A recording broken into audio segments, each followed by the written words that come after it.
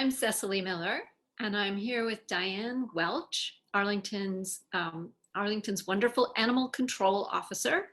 Diane looks after wild and domestic animals in our town, and she's here to share some stories and fun facts about some of the animal neighbors that live in the town to inspire you as you think about what you want to make for the annual Fox Festival. So Diane, who are you going to talk about today?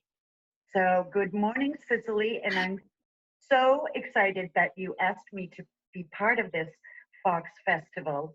Um, I love anything to do with animals and children, my two favorite things. So I'm honored to be a part of this. Today, we're going to talk about the birds of prey that live in Arlington. And I brought my girl, Nuala. She is a great horned owl. I wish she would look at the camera. There we There go. she goes. She is a great horned owl, and she's just about a year old, right about now, probably a couple of weeks ago. And she was found as a little downy baby on a golf course after a big windstorm had knocked down these huge pine boughs. So she went to a rehabilitator where she was imprinted on humans, and then I was able to get her back. And I have her as on my falconry license. You have to be licensed to have a bird of prey, so that I'm going to hunt with her. She's kind of become an animal mascot for your work an animal ambassador for your work in Arlington. That's right. For those that know me well, know that my specialty really is birds of prey. I'm very passionate about them. And I often get called from all over to help rescue birds of prey. I've been doing that for almost 26 years. But let's talk about this great horned owl. And I often will ask people when I'm doing a talk, raise your hand if you think that an owl can turn their head all the way around. And a lot of people raise their hands. And it's not true. They can't turn their head all the way around, but it's about 280 degrees that they can turn their head. Humans have 7 vertebrae. We have 7 vertebrae in our neck. Owls have 14. And the reason for that is because we can, as humans, if I keep my head still and I want to look to the right, I can move my eyes to look over to the right, or look over to the left, or up or down. An owl's eyes are fixated in its socket. So in order to look right, it has to turn its head to look right. It's called binocular vision. And binocular vision, in order to use that effectively, they need to be able to turn their head quite a bit. So 280 degrees, which is pretty impressive. Also, a really cool fact about owls is their hearing, which is incredible. So as a mostly nocturnal animal, that you can see them flying or out in the daytime, usually on a cloudy day, or they can be seen, but it's mostly at night, so we don't often see them, do we? We hear them, and I love to hear the sound, that beautiful. She's just kind of learning to hoot, and it's beautiful. Their hearing, so their ears are asymmetrical. So one is up and one is down. One is large and one is small. So you'll often see owls move their necks kind of like this, and they're trying to triangulate the sound as to where prey is. And incredibly, they can hear a mouse 3 feet under the snow moving, and will pounce down into the snow to grab their prey. Their sense of hearing is just incredible. They're one of the few animals that will eat a skunk. They have no sense of smell. So I've often, I know it's crazy, I've often had to go rescue a great horned owl. They get stuck in soccer nets a lot, flying low at night, right into a soccer net. They're the very first birds to mate and to nest. And in January, they can lay their eggs. That's end of December, January is mating season. So they're the first bird eggs to hatch. And I mean, talk about being a hardy bird. to be able to, with this dense um, fur feathers, um, to be able to incubate and keep your eggs warm in the coldest weather is just incredible. Owls mate for life. I love that. Often coming back to the same nest to raise their young, usually about 1 to 3 eggs.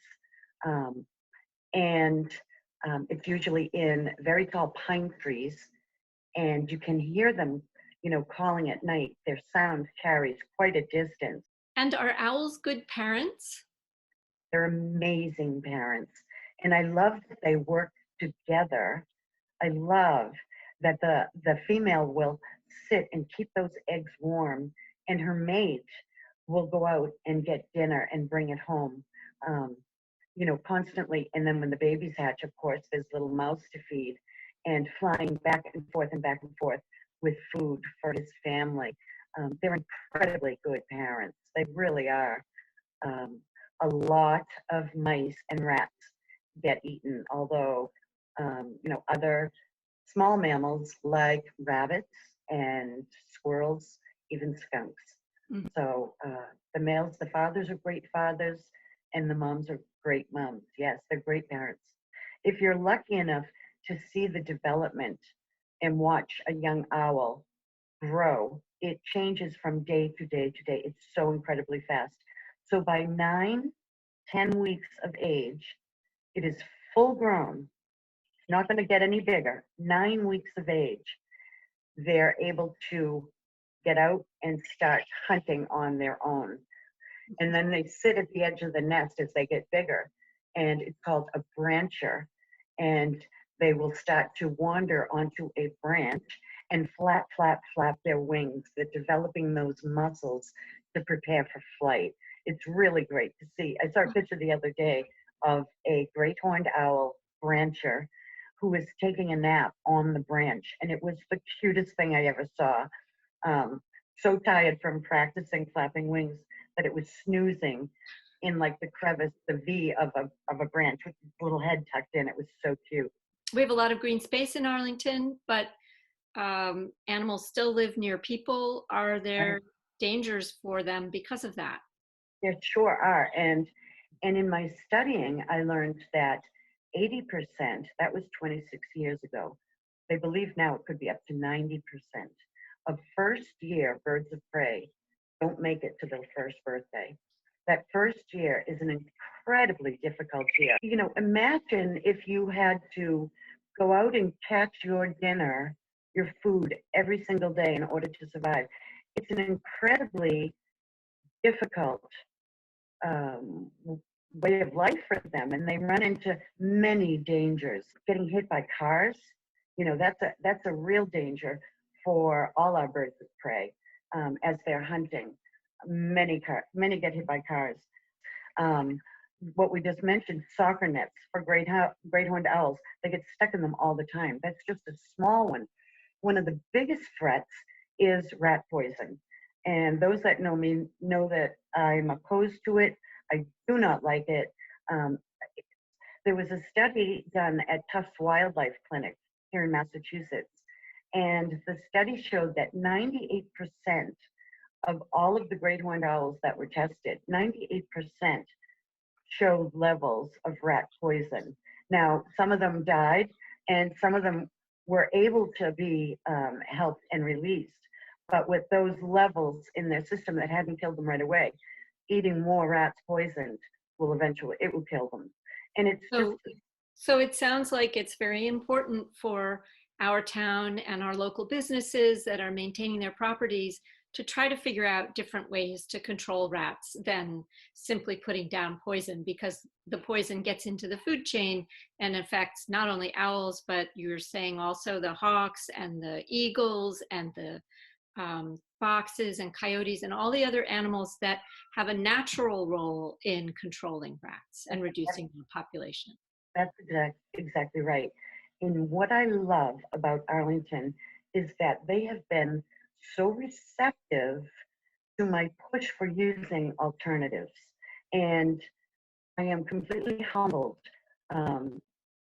that they have really, Arlington is, I believe, a very environmentally conscientious town, and people truly do care about our wildlife and our ecosystem. I can tell how much you love Nuala. What is it about her character that you especially cherish? You know, she's very it's almost comical, right? She's owls are so, I'm used to training red-tailed hawks. That's the number one bird that I do falconry with. And an owl is so completely different from a hawk. It's literally night and day, right? And that she's more like, almost more like a parrot than she is like a hawk. They're very intelligent.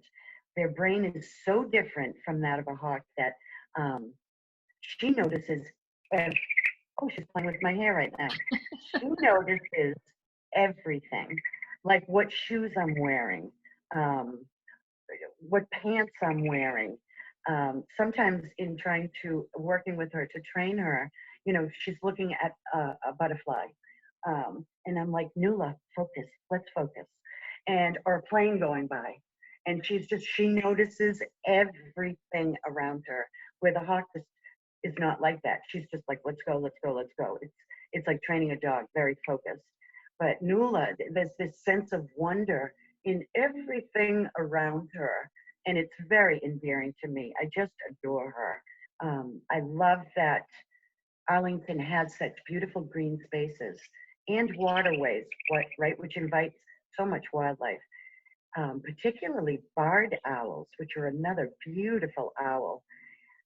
Found a lot and gotten calls on a lot of injured barred owls. So Arlington has a very healthy population. Even screech owls, the little small, they're so adorable. And they nest in the cavities of trees. Another challenge for owls is when people cut down trees, they may not realize that even in an old tree, even in a dead tree, sometimes there are spaces that owls are using for their homes. That's exactly right. So we often try to say to people, I had seen a post from another animal control officer, please, if you're cutting down trees at this time, you know, it's owl nesting time and babies, please check the tree to ensure that there's no babies and owls nesting or nests in that tree.